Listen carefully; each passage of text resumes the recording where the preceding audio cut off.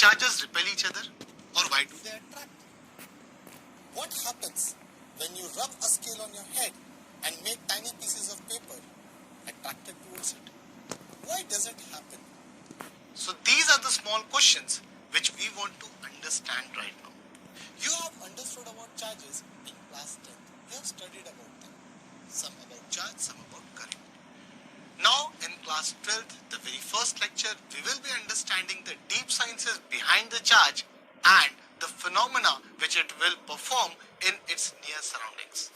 We are more concerned with what are the interactions or what kind of interactions it will show with the surrounding elements. So let's start a very interesting chapter, the first chapter of class 12, that is electrostatics. So the word itself suggests it is made up of two words. What are those? So very first one would be electro and the next would be statics. Now it's very evident that statics word is basically rest, right? And the electro word comes from electron, and that electron refers to what? Charge. So what are we going to understand is when the charges are at rest, what they will do with the surrounding elements, what is the phenomena we will observe. These kind of study or the study of these phenomena is categorized under electrostatics. So let's see the definition. As per the definition, electrostatics is the study of electric charges at rest, and it is also known as static electricity, right? Now, when does it arrive or when does it occur to us that these kind of phenomena may happen?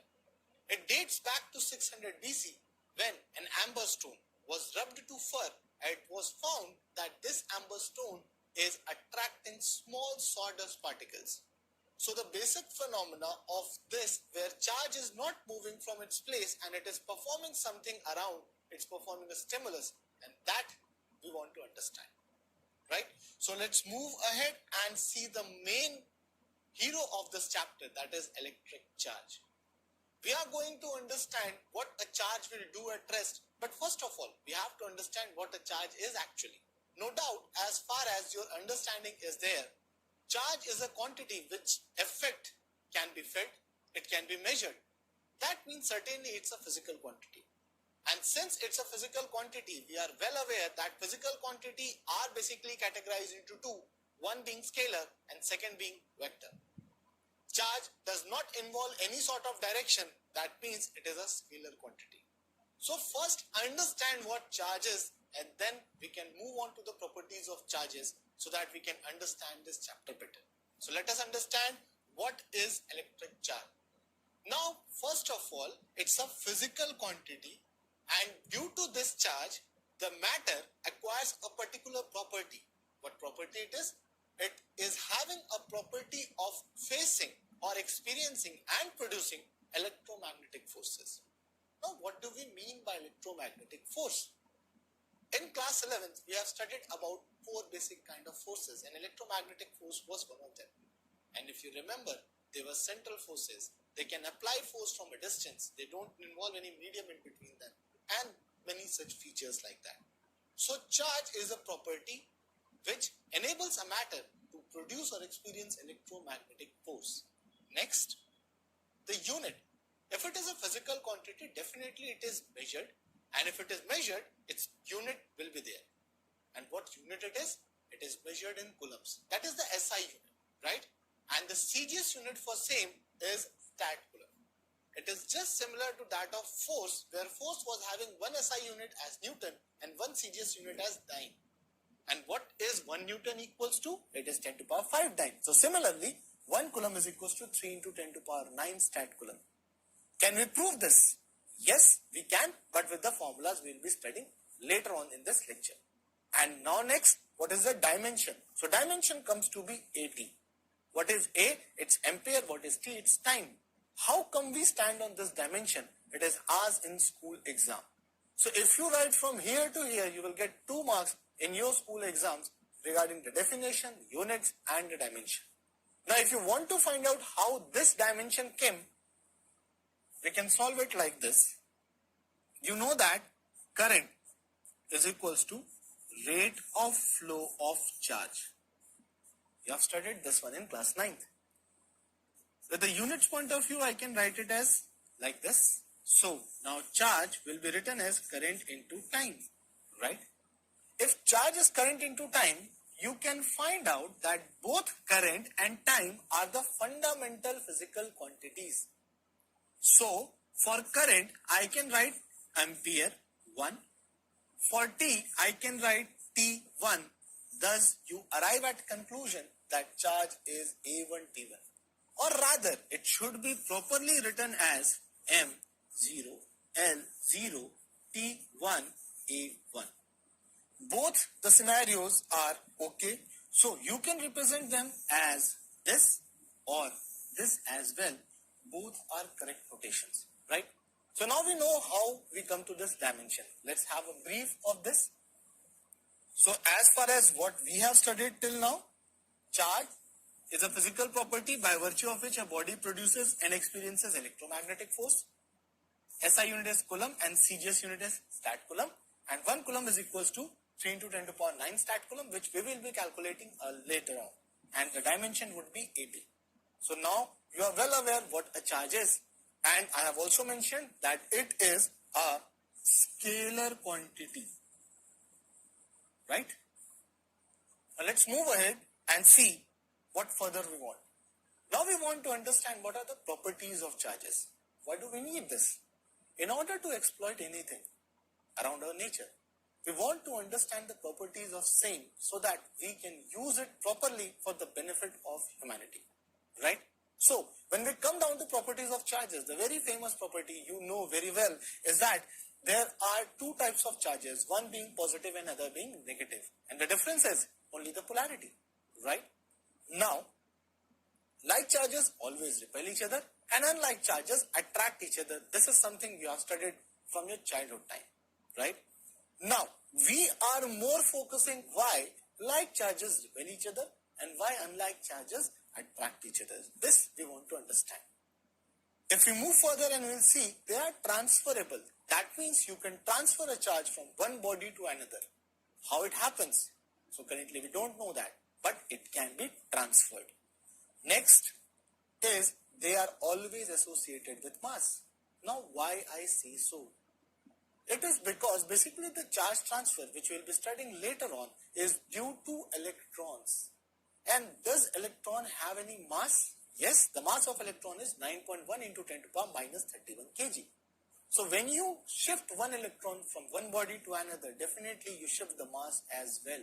So charges are always associated with mass. Let's have a quick recap what we have studied. So there are two types of electric charges, positive and negative. Like charges repel and unlike charges attract each other. They are transferable and they are always associated with mass. Now, let's move on to this. Charges are invariant, unlike mass. So when you go to the Einstein's relativity theory, it tells you that if a body increases its speed up to a limit of near to speed of light, in that cases, the mass is dependent on velocity, right? So as velocity increases, mass will also increase as per this given equation. But charge, it's associated with mass, but it does not depend on the velocity portion. That's why with the change of velocity, the charge of the particle will remain constant. It will not change. That's why we are quoting charge is invariant. Moving ahead, related to conservation of charge. You very well know this, that for any given system, the total charge is always constant. Let's take universe as an example. The total charge in a universe is constant. Does that mean the new charges will not be created? No. Always the creation and destruction of charges happens to be in pair. That means a positive and negative charge will be generated at the same moment. Let's take an example. For this example, let's consider sodium atom which contains 11 protons and 11 electrons. So 11 positive and 11 negative make it a neutral atom.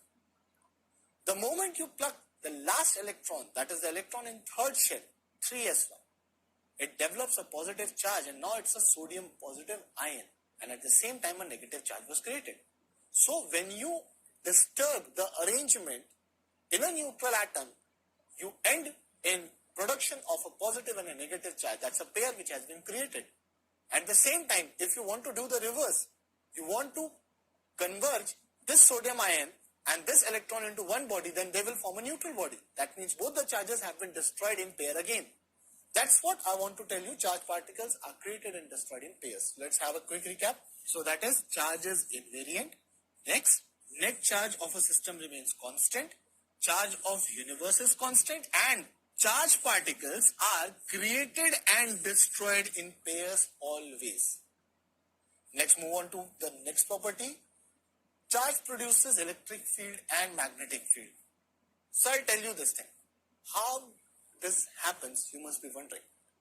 Charge has a beautiful property that if it is at rest, mark my words, if charge is at rest, it will produce electric field. But if charges are moving with constant speed, then they will form current. And you are well aware of this fact. And due to that current, they will generate what? Magnetic field. So if a charge is sitting idle, it will produce electric field in the surroundings. If it is running with a constant speed, then it will produce magnetic field. And if it is accelerating, then what will happen? It will produce electromagnetic wave. Yes, friends, and this is also in the scope of our syllabus. We will be studying that in the coming chapters. Now let's move ahead. They are additive in nature. So what do we mean by additive in nature? That means suppose there are three charges which have been put together in a basket. So what is the total charge of this basket? Just simple addition of these three values. So when you add them, you will get this minus 3 coulomb plus 2 coulomb plus 4 coulomb. What it would be? Simply plus 3 coulomb. So let's move on to next point. Charges are quantized. Now what do we mean by quantization of charge? It's again a beautiful topic, friends. We'll be dealing this just now in few seconds. So let's have a highlight. What we have understood is charge produces electric field and magnetic field. They are additive in nature and they are quantized. So now we have understood what a charge is. What are the properties of charges we wanted to know? And overall, you know them, most of them, from class 10th onwards. Let's move on to the very significant portion, that is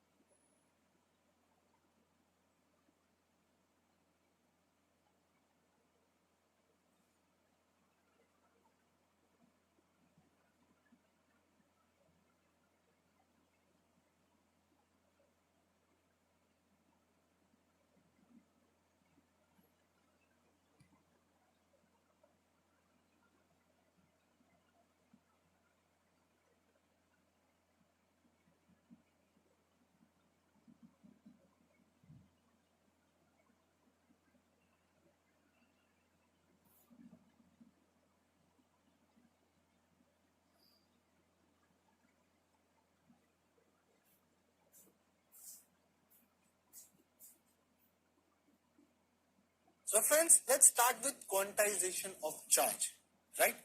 So what is quantization of charge? Before getting into this, let me give you an example. Suppose there's a friend who opens a new business, a very fascinating one. He starts with mango selling, and the mangoes are very special. Why is it so? Are they delicious? Of course they are. But what is the specialty in this? So every mango he will sell is of 2 kg sharp. He won't ever sell a mango of 1.99 kg or 2.01 kg even. All the mangoes are dot 2 kg, each and every one, right? And you happen to go to his place and you want him to ask that, being a friend, just give me some mangoes. And he was courteous enough to give you 5 mangoes. So if I may ask, what is the mass of your bucket? Since it's containing 5 mangoes, you can easily say it's 10 kg. It's very obvious because every mango was of 2 kg and there are 5 mangoes.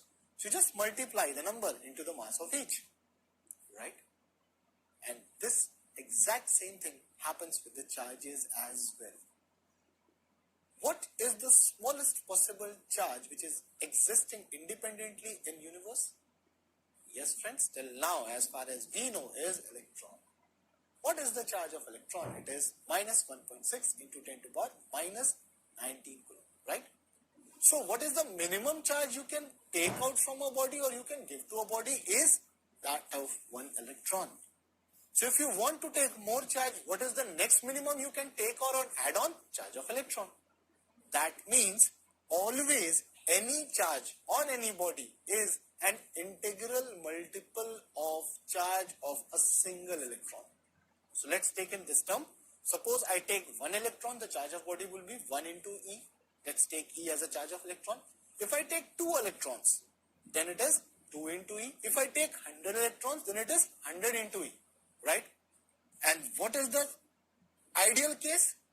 By this formula, what we are getting as Q is equals to 1E, 2E, 100E. So instead of number, I'll write N, where N is the number of electrons lost or gained by the body. Beware of this fact. N is not the number of electrons the body is containing. There's a difference. Any matter around you is made up of atom. We are very clear on this, right? And every neutral atom comprises of a proton and electrons in equal number. That's why it is neutral. So, is charge inside any matter? Yes, charge is present inside any matter. But is it charged? It depends on the number of electrons it will lose or gain. Now, why only electrons? Because electrons are residing in shells outside the nucleus. Whereas protons are residing inside the nucleus, they are bounded by strong nuclear force. And since there is strong nuclear force, you cannot pull out protons like that. But the electrostatic force is weaker than the strong nuclear force by 100 times. So it is 100 times easier to pluck out an electron from the atom rather than plucking out a proton. So whenever there is any charge transfer, it happens due to the easier part, that is plucking out of electrons or giving the electrons to anybody. So when there is a neutral body and you take out electrons, so there is a loss of electron. Or you give those electrons to somebody, then there is a gain of electrons. So we are concerned with only those number of electrons which has been gained or lost on that body, right? And that is N. So the formula for us becomes Q is equals to plus minus Ne. Now why plus minus? Definitely, if the electrons is being pulled out, the body will become what? Positive. And if you give the electron to a body, then it will become what? Negative. Is it always so? No. Let me tell you. Suppose you have a body with you, right? Contains plus 4 electrons. This is the charge, plus 4. That is, E is the charge of 1 electron. And if I remove 2 more electrons from the body, what the charge will become? It would be 6E, right? Because this body having positive charge was deficient of 4 electrons, and when I pulled out 2 more electrons from the body, it become more positive, right? Then, if on the similar body, if I add 2 electrons, what will happen? Now the charge will become 2E. Why so? Because initially it was deficient of 4 electrons. Now, after adding 2 electrons to it, it is still 2 electrons deficient. In both the cases, the charge is positive. But for a charged body or a positive charged body, if you remove an electron, the charge will increase. And if a positive charged body, you add the electron, the positive charge will decrease, and vice versa will be the case with negatively charged bodies. With a negative charge body, if you remove electrons, the negative charge magnitude will decrease, and with the negative charge body, you add on electrons, the negative charge magnitude will increase. But in any case, you will find that there is a number line, right? How? So assume there is a line like this. On this line, at the center, there is 0, right? Or let's say 0 coulomb. This side it is 1 coulomb, and this side it is 2 coulomb. This side it is minus 1 coulomb, and this side it is minus 2 coulomb. And if you are confused whether a body is losing electrons or gaining it, just stick to this concept. What to do? Whenever you are moving towards the right side. That means you are moving either from the negative to positive or from less positive to more positive. Definitely there is loss of electron. Always remember that, right? And in the opposite case, when you see you are moving towards the left hand side, then it is always gain of electron. It's a pretty basic thing.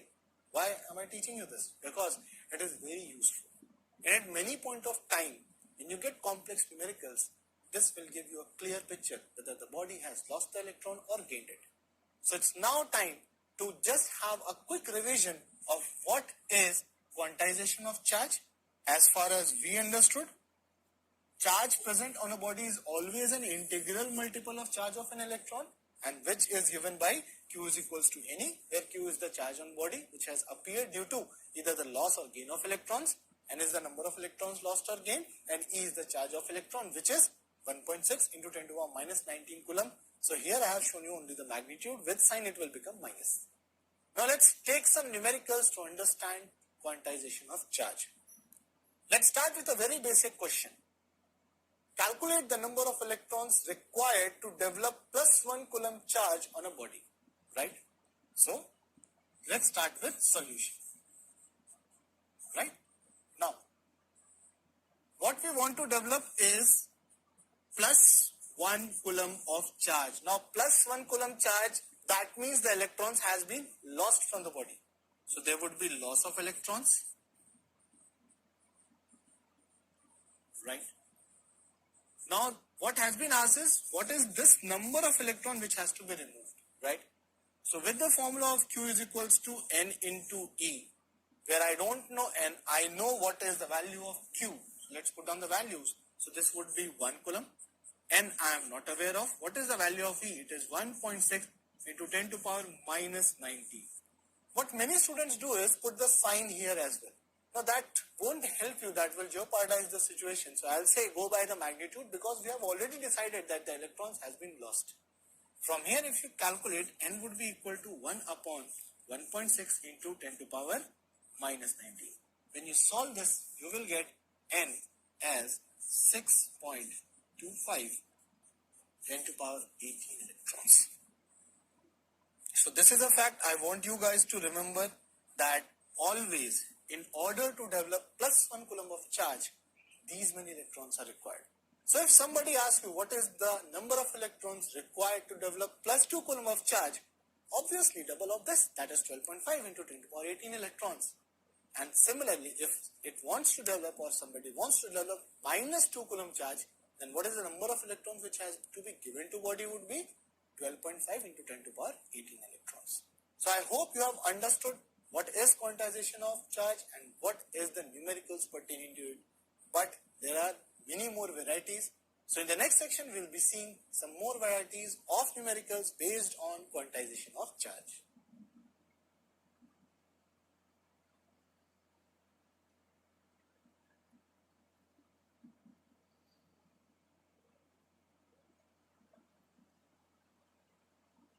So let's take our next question. Now, in this, there are two identical metal sphere having charge 2 coulomb and 4 coulomb respectively. If they are brought in contact and then separated apart, we have to calculate the final charge which is remaining on each sphere, right? And also, we have to find the number of electrons transferred. In order to understand this, you must understand a basic concept. More than a concept, it's a shortcut right now. And in proper understanding, you can understand this concept later on in the second chapter. But right now, I'll be using a brief line for same. What it would be? So suppose if I have two spheres having charge Q1 and Q2, both the spheres should be identical in shape and size, and material should be same. Only in that case, if I bring these two in contact, right? So let's name this as A and this as B. So A and B, while in contact, they will do some charge transfer, We don't know yet that the electrons will go from A to B or from B to A, but some transfer will happen, and it will happen till both of them have same charge. Let's assume that finally after separation, both of them have charge Q, right? In that case, the value or the magnitude of Q will be equal to Q1 plus Q2 divided by 2. Irrespective of the charge nature, positive or negative of the value Q1, Q2, this formula is valid. But the only clause and condition is both the spheres should be of same material, same shape and same size, right? Now let's start with the solution. Here the value of Q1 and Q2 given to us is 2 coulomb and 4 coulomb.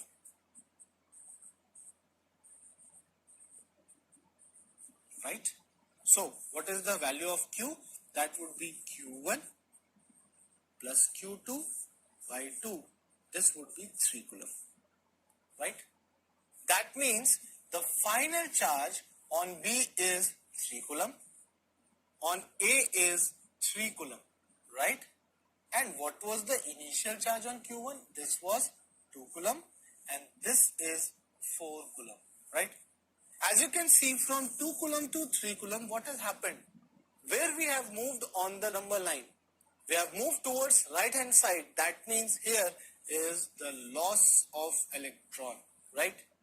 Similarly, if you watch here, you will see that from 4 coulomb to 3 coulomb, what has happened?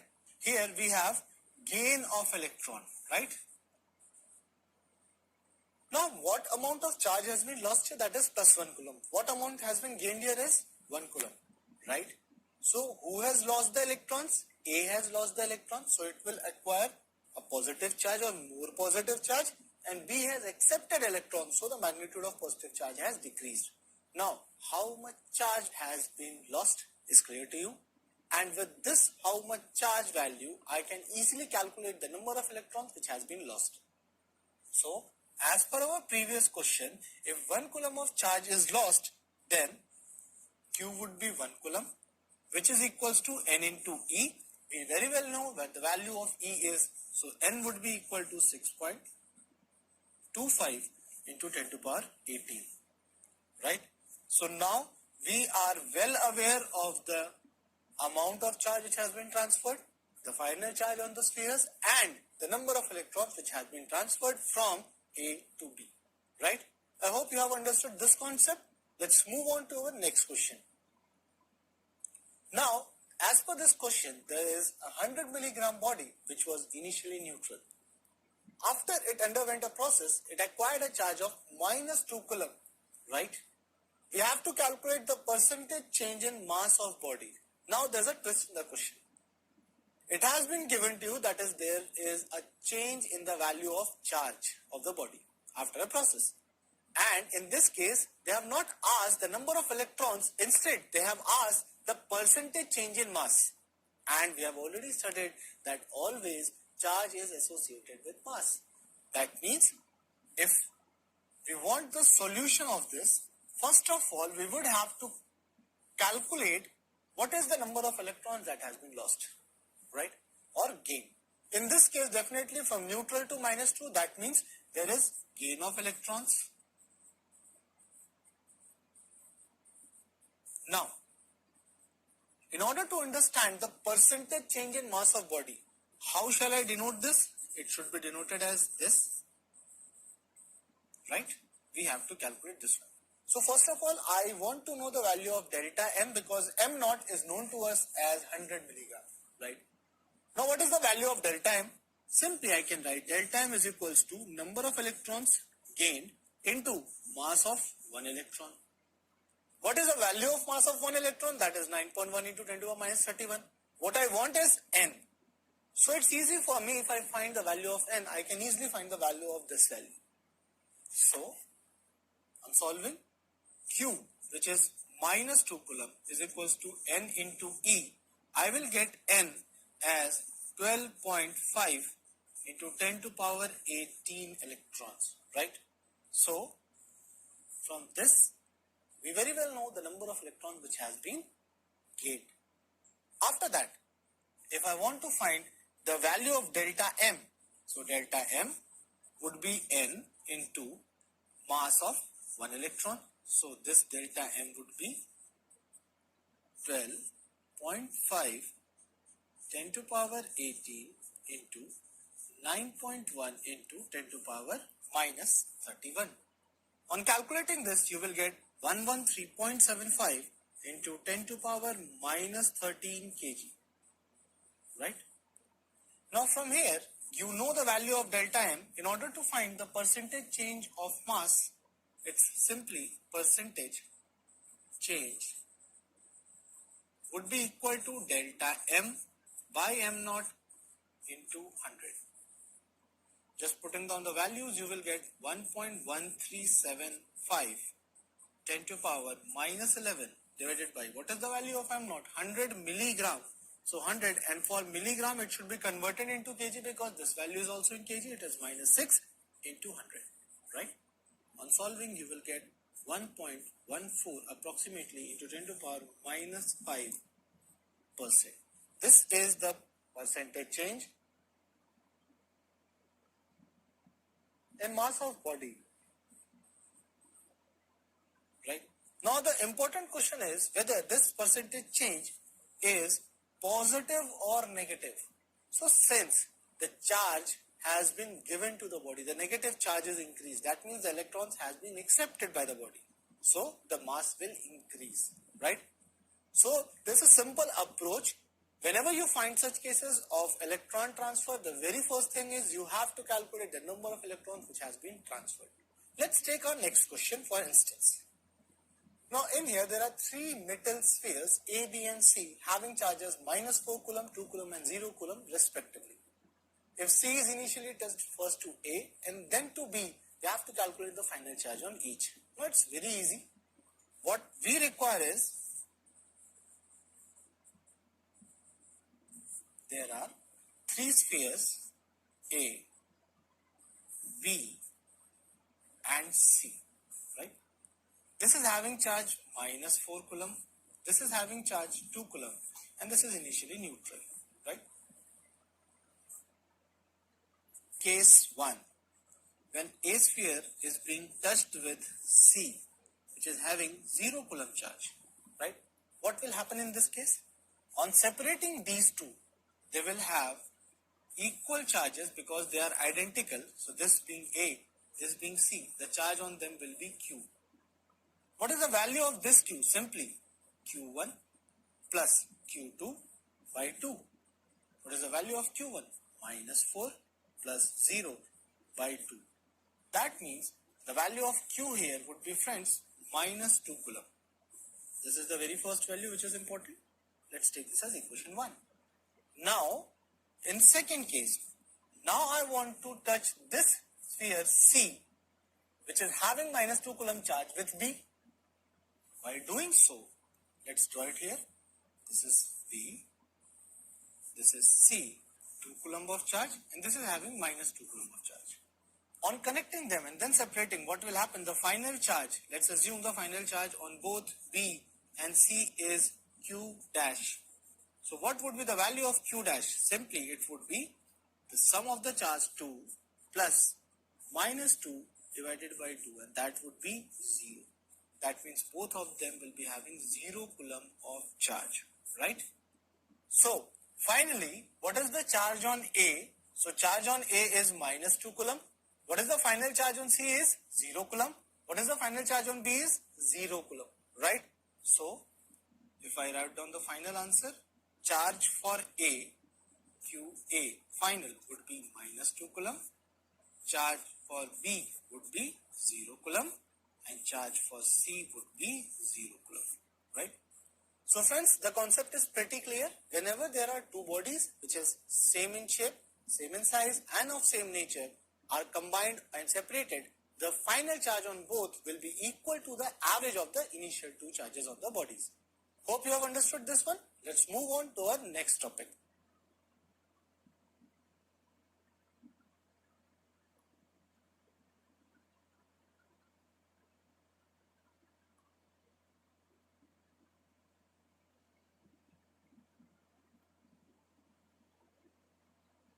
So far now, you have understood what a charge is, what are the properties, and how to deal with the quantization of charge part, right?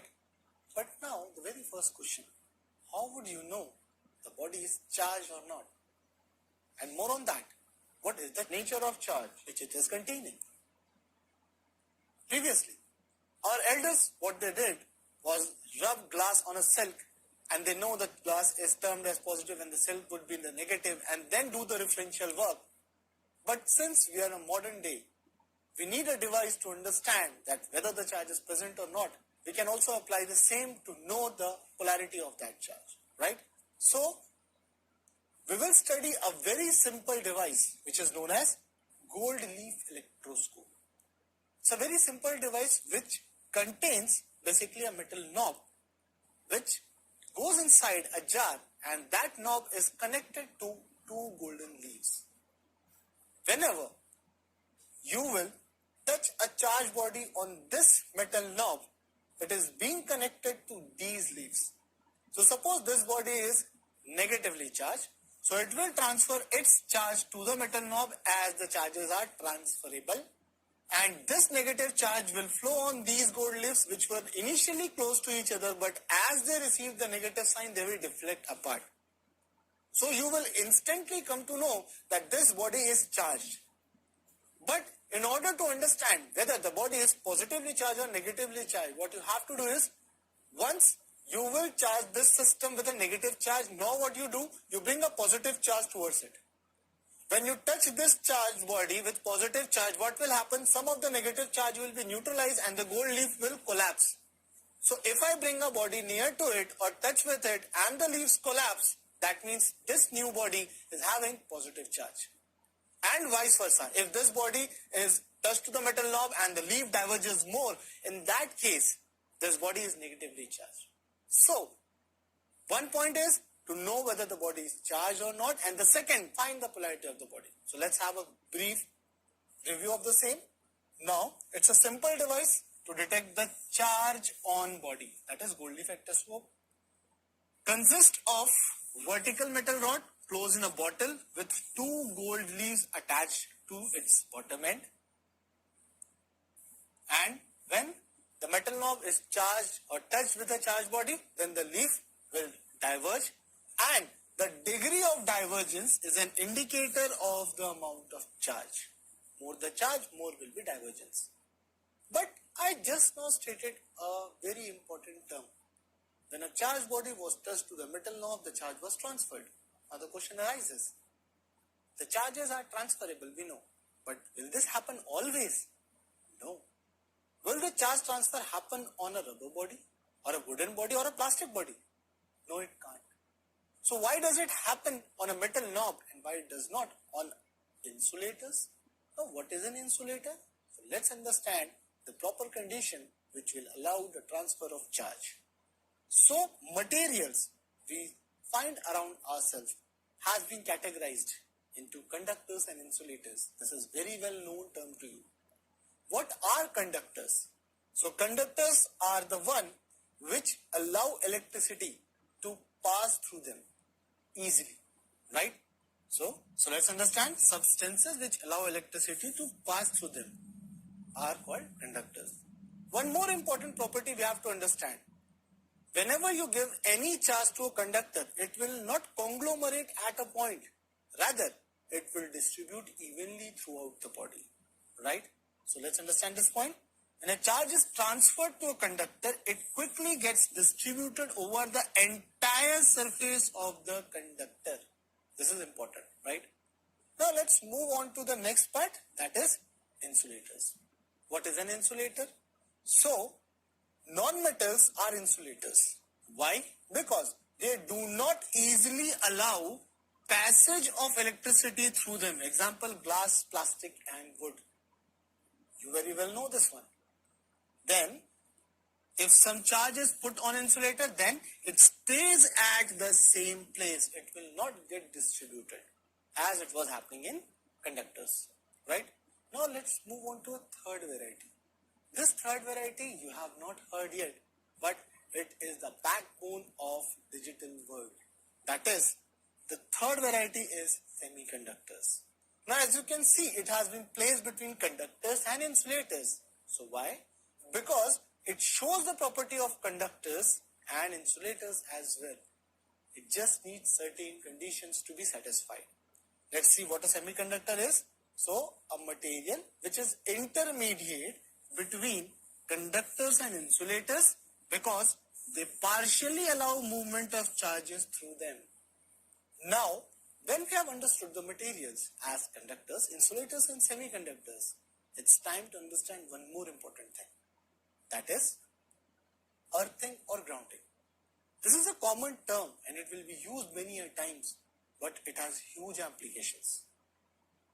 The common word earthing comes from the sockets you have at your household circuit.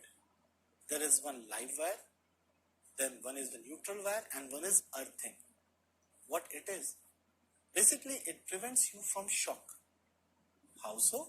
By transferring the extra electricity or charges to ground directly.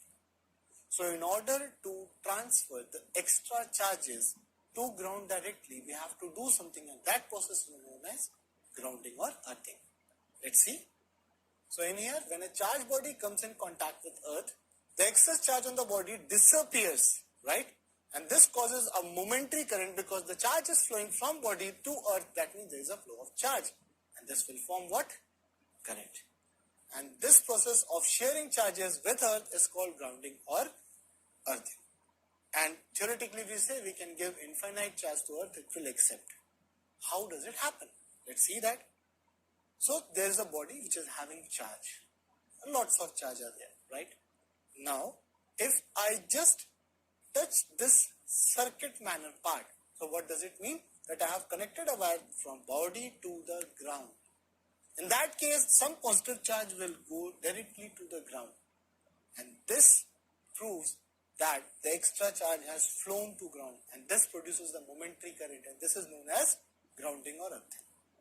Now there is a misnomer in this. I have shown you that some positive charge has flown to ground, but it never happens. Actually, what happens? Actually, electrons move from earth to this charged body. Why so? Why not positive charge can move? Two important factors.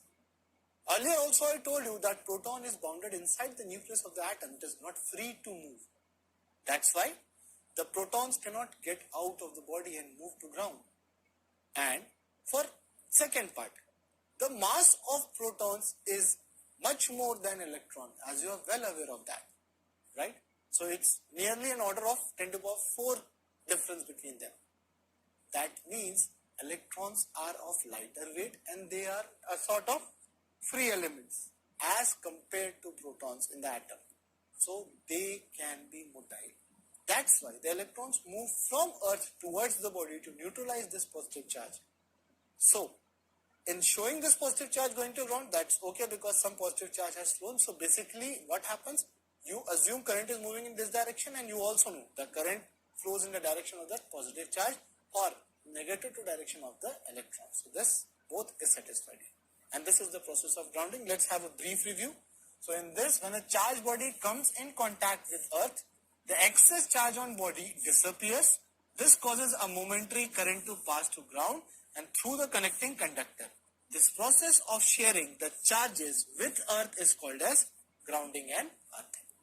Now, we have understood nearly all the terms or the basic properties you wanted to understand. One part related to charge is left now. That is how charge appears on the body. What is the process? So, in the next part, we are just going to understand how the charges appear.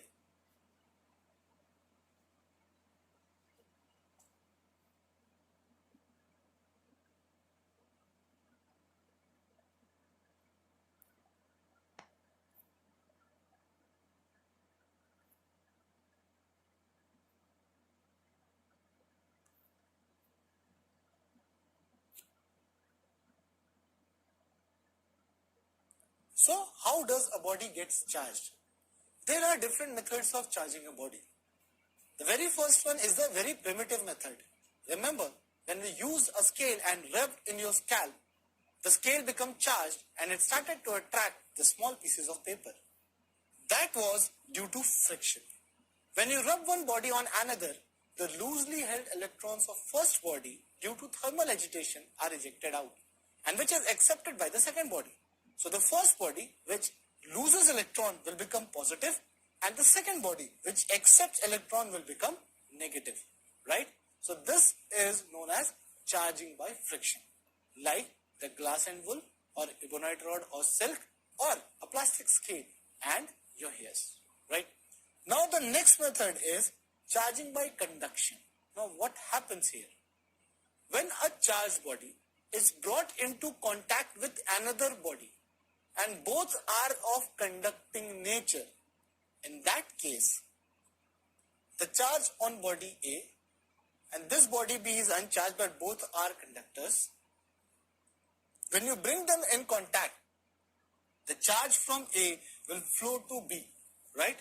The positive charge is shown to flow from A to B. Now my point is it possible that positive charge can go from A to B? No, it can't. Then what happened? So basically the electrons from B moved to A because only electrons can move, remember? So till what time it will happen? Till both the charges become same, as the bodies are of same size and same nature. So when A was brought in contact with B, electrons from B moved to A, and which led to generation of positive charge here, and some positive charge of A was neutralized, and this process moved on till there was a balance of charge between the two bodies. And when they are separated, both of them will have equal amount of charge. This is what we have studied. And there's more concept to it when you study potential. But for now, this method is known as charging by conduction, where the two conductors need to contact each other for the same, right? Now the third method is a method in which there is no need of contact, that is charging by induction. What do you mean by induction? I'll give you a simple experiment. You move to a friend in the class and just raise your hand, don't hit them. You will find that that friend of yours will run away or will have a snip that you may hit him. So the reflex action you observe on your friend, even you have not done something, that is induction. When you bring a change without actually touching something, it is just by the influence something happens, that is known as induction. A change which does not need a contact. So in here, when there is a neutral body and a charged body is brought near to it, some charges appear on the body. How is it so? Let's see. When you see this case here, this is a body which is neutral. It is insulated from the ground. That is the rubber pad it is standing on. Then when you bring a charged body here, what will happen? So you will find that due to this positive charges, what was actually happening? Let me show you. Here was electron and a proton, right? So electrons migrated to this side and positive charge was repelled to this side.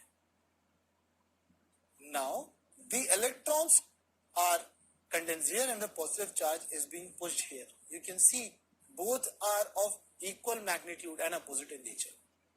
And this is due to this positive charge only. What will happen if I remove this? It will get back to the previous state as of this one, right? So on bringing a charged body, the new charges are appearing on a neutral body, and still the neutral body, it is still neutral because the negative and positive charges are equal in magnitude, but the polarity is shown. This is known as induction, right? Let's see what the theory says here. When a charged body attracts a neutral body as well, this is due to charging by induction. How will it attract? This is positive, this is negative. Definitely it will try to attract this body, right? And the induction process, the two bodies, at least one body must be charged, are brought very close, but they never touch each other. That means there is no need of contact. Only the charged body should be in vicinity of this object so that it can have an influence over it, right? Now, when you see this, this charge has not yet touched it and the overall neutrality is still maintained. So, to do important points is first, the total charge of this object is still 0, and second, the charged body will never touch this object, it should be in vicinity, and this induction can be observed only on the bodies having finite size. You cannot see this induction in a point size object. Now, what do we mean by a point size object? Where we consider that whole of the charge is concentrated on a single point of the body and the body is of point object or point mass. On that case, you won't be able to find the induction phenomena. You can find only when the bodies are of finite size, right? So on a brief note, total sum of charges in the induction charge sphere is still 0 and it always takes place only in finite size bodies, never in point objects. So for now, we have understood why we are studying the electrostatics part, what is a charge, what are the properties, how will it behave, what is quantization of charge, and moreover, how bodies are charged. I hope this lecture was helpful to you. Now let's move into next lecture and where we will be studying Coulomb's law. Till then, take care. Bye-bye.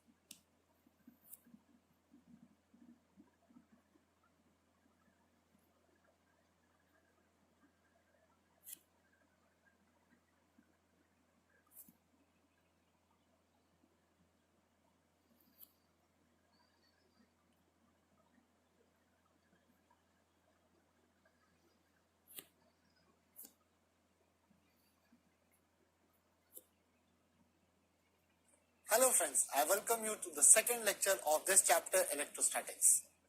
As far as now, we have studied what a charge is and what is the role it is going to play in electrostatics. We also studied that we are going to understand the phenomena the charge will show when it is at rest. Now the point is, what is the phenomena it is showing? It is basically either attracting a charge or repulsing a charge which is present around it.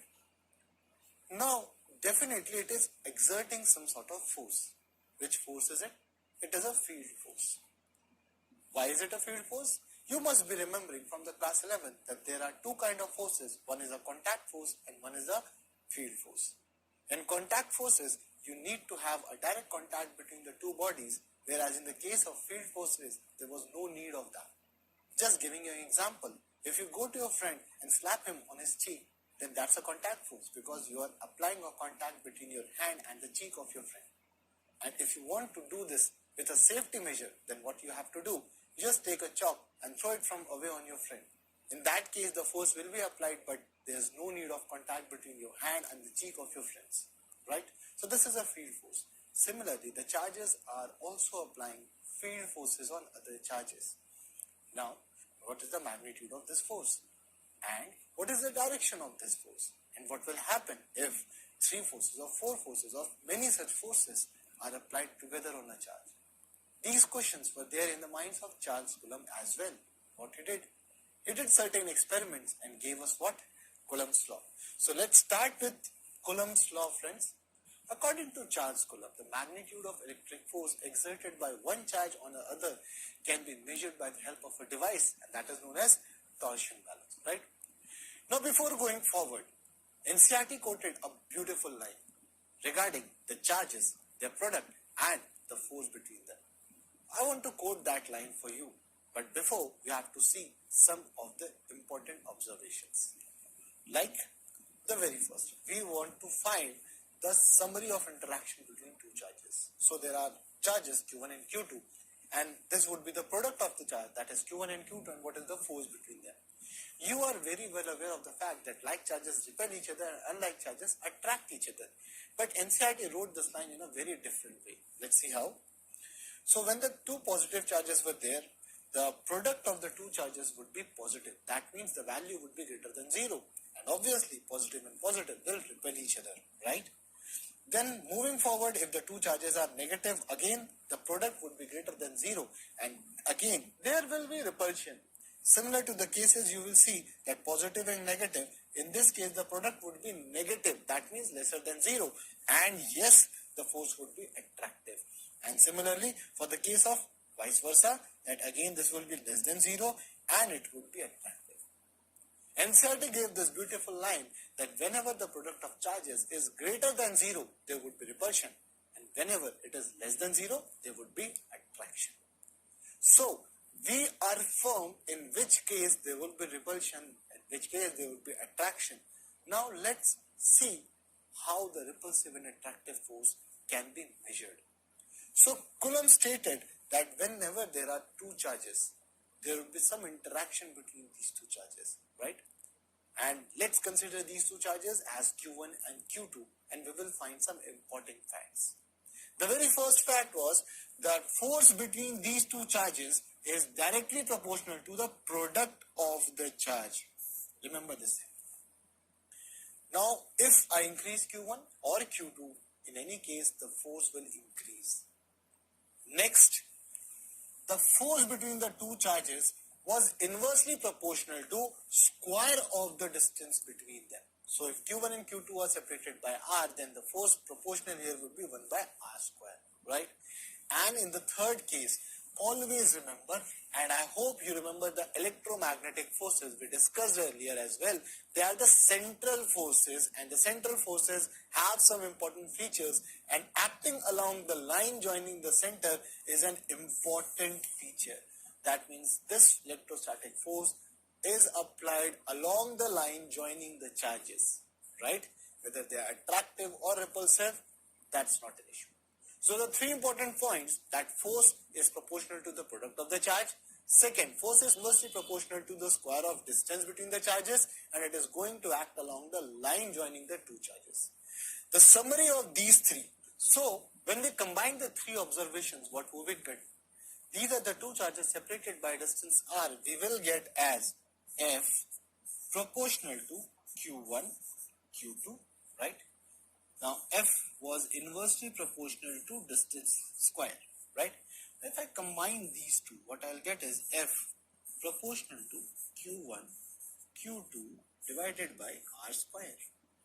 This is an important format, but you very well know this, that an equation cannot be solved if you don't have an equal to sign here. Proportionality does not work. So in order to remove this proportionality, there has to be some constant, right? Now, in order to remove that proportionality, what I have to put is a equal to sign, and that can be done only if I put a constant, and this constant is small k. It's a Coulomb's constant,